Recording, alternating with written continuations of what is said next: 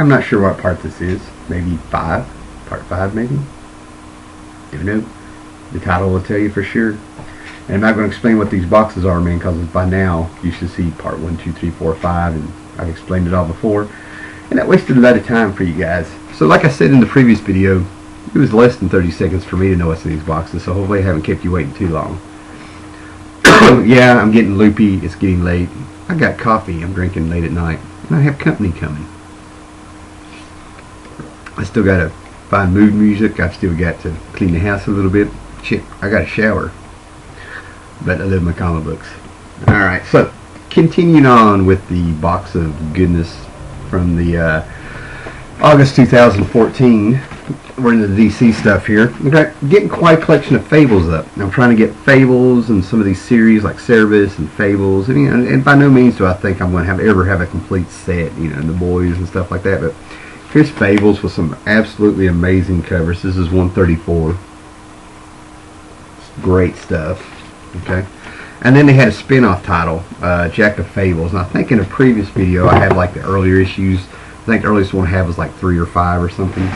But these are great Brian Boland covers, and it's tells more of the stories of fairy tales and nursery rhymes and stuff like that.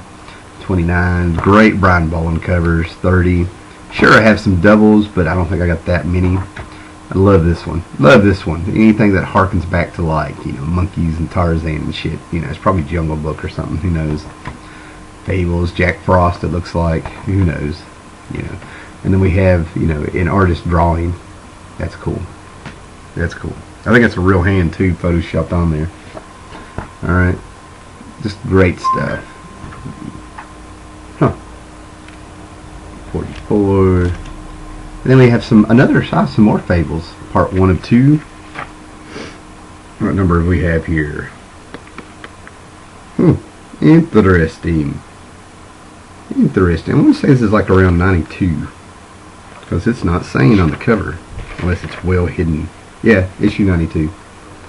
92, and then we have another 111. I had the first, I've said it before, I had the first like 43, 44 issues of Fables. I started it from the beginning and really enjoyed it. And then when they said who the adversary was, I was so disgusted I just quit. Alright, now we're getting into some good shit, okay? After this, some good shit here, what I'm seeing. We're getting into some Vertigo stuff here in just a minute. So I'll just bring these two out so we can get to it. Excuse me.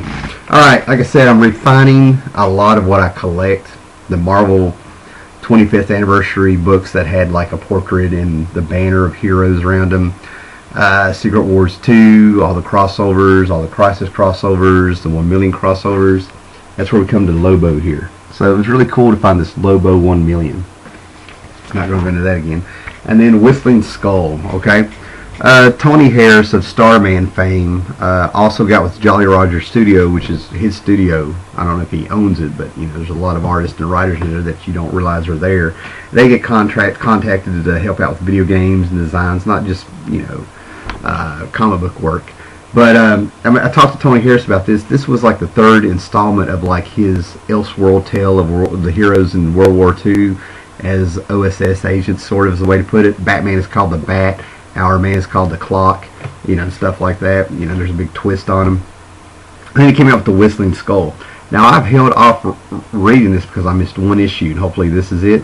But he is trying to get the rights back from DC. He said he could take out the oh my god, I'm going blank. Anyway, basically he could take out the what do you call it? There's like a little story, and then it goes into the Whistling Skull story, and then it has like a little prologue and epilogue. But the framing sequence, he could take out the framing sequence and get the rights back to the Whistling Skull, and it had nothing to do with DC. So I'm really interested in reading that. Okay, Vertigo Dead Boy Detectives #1. It was really bothering me not having this. Couldn't find it, so finally got this. I guess it's an ongoing series, maybe. Mark Buckingham's doing the art. I love his work. It's deceptively simple, but anything to go with that. And now we're into some Vertigo stuff here. Alright, I have got well over 100 issues of Hellblazer in the last year or so, and I have gotten them from anywhere from 17 cents to 50 cents. I have paid nothing for them. Here we go again. Alright, Here's issue 70, which is a Garth Ennis, Steve Dillon story, which is really cool. That's the stuff. Number 13. You know, with the Constantine TV show coming on, this book may finally pop.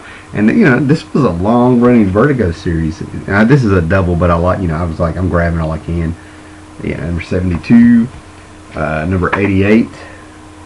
No, I don't have that one. Beautiful cover. I love the spider web on there. Then we go up to 259. Simon Bosley covers.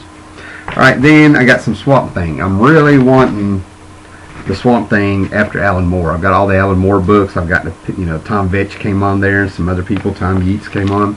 I love this cover. And my buddy Tim told me that this was the issue that was supposed to be the one that was real controversial, that had Tom Veitch leave or something, where he wanted Swamp Thing to go back in time and end up coming out of the cross that had Jesus on it. Upgraded this. Whenever I see some Alan Moore books, if they're in better shape than mine, I'll get them. That's number 47. Beautiful stuff. 69. Upgraded this one in Gotham. The one I have has a big spine roll. 83. I mean, beautiful stuff. What was I thinking? Swamp Thing is, the clouds are forming Swamp Thing. Looks like a World War I ace. I'm hoping it's, I can't think of his name now. Anyway, there's a DC character that was a World War I pilot. So number 66. And then I got some Sandman. I've got all these. I'm only missing issue 12 and I think 45 of the Sandman series by Neil Gaiman. But these were so good. These are part of the World's End, where there's a big storm at the crossroads of reality and everybody's telling tales. 53, 54, 55, 60, 52. But the one I love is the Prez issue. Mark Allred came in and they update, he tells the life story of Prez, which is an old 70s character created by one of the guys that created Superman, about an 18-year-old who becomes president. And this is his life story. And this is fucking amazing. Amazing. I love the story in it. It's so good. Plays on the 70s and everything. Yeah, so I got those.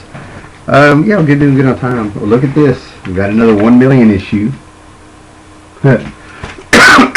Now we're into some like fourth world stuff. Now we're getting into some new gods. In the early 2000s, I don't know if it's the early 2000s, late 90s, maybe both, John Byrne and Walt Simonson jumped on there. They got a hold of the new gods. And it ended up like, canceling a series of the new gods that was out, and they turned into Jack Kirby's Fourth World and brought in Mr. Miracle and stuff. Walt Simonson jumped on there and did some covers and stuff, and they came out with backup features by Frank Miller, Howard Chaykin, people like that. Then they ended up going into giving a 25-issue run, I think it was 25-issue run of Orion to Walt Simonson.